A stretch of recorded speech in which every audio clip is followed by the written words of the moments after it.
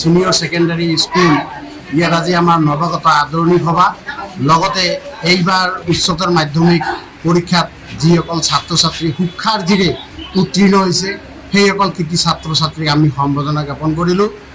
লগতে আজি আমাৰ এই সিনিয়ৰ সেকেন্ডাৰি স্কুল এই জেনিথ সিনিয়ৰ সেকেন্ডাৰি স্কুলত যিসকল একাদশ শ্ৰেণীত নতুনকৈ নামভৰ্তি কৰিছে সেইসকল আটাইকেইগৰাকী ছাত্ৰ ছাত্ৰীকেই আমি আনুষ্ঠানিকভাৱে আজি ইয়াত আদৰণি জনাইছোঁ।